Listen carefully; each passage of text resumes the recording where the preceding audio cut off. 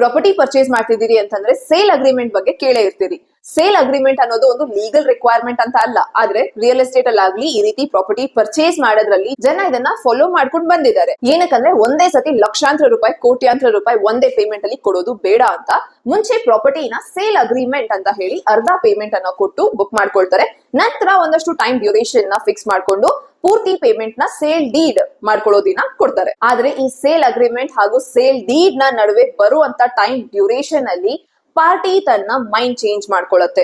ಬೇರೊಂದು third party ಹೆಚ್ಚಿಗೆ ದುಡ್ಡು ಕೊಡ್ತೀನಿ ಅಂತಂದಾಗ ಈ ಪಾರ್ಟಿ ಪ್ರಾಪರ್ಟಿ ಸೇಲ್ ಮಾಡೋದಿಲ್ಲ ಅಂತಾನು ಸಹ ಹೇಳ್ತಾರೆ. ಹಾಗಿದ್ದಾಗ ಆ ಪ್ರಾಪರ್ಟಿನ ಖರೀದಿ ಮಾಡೋದಕ್ಕೆ ಆಲ್ರೆಡಿ ಅರ್ಧ ಪೇಮೆಂಟ್ ಕೊಟ್ಟಿರುವಂತ ಪಾರ್ಟಿ ಏನ್ ಮಾಡೋದು? ನೀವೊಂದು ಲೀಗಲ್ ನೋಟಿಸ್ ಅನ್ನ ಸೆಂಡ್ ಮಾಡಬಹುದು ಆ ಪ್ರಾಪರ್ಟಿ ಓನರ್ ಗೆ ದಟ್ ನಾನು ಫುಲ್ ಪೇಮೆಂಟ್ ಮಾಡೋದಕ್ಕೆ ರೆಡಿ ಇದ್ದೀನಿ ಅಂಡ್ ನೀವು ನಿಮ್ ಪಾಲಿನ ಈ ಕರಾರನ್ನ ಪೂರ್ತಿಗೊಳಿಸಿ ಅಂತಂದ್ರೆ you perform your part of the contract ಅನ್ನೋದು. ಇದಕ್ಕೆ ಆ ಪಾರ್ಟಿ ಒಪ್ಲಿಲ್ಲ ಅಂತಂದಾಗ ನೀವು ಕೋರ್ಟ್ ಗೆ ಬಂದು specific performance of contract SRA ಅಡಿಯಲ್ಲಿ ನೀವು ಕೇಸ್ ಫೈಲ್ ಮಾಡಬಹುದು ದಟ್ ನನಗೆ ಆ ಜಮೀನ್ ಬೇಕು ಅನ್ನೋದಕ್ಕೆ.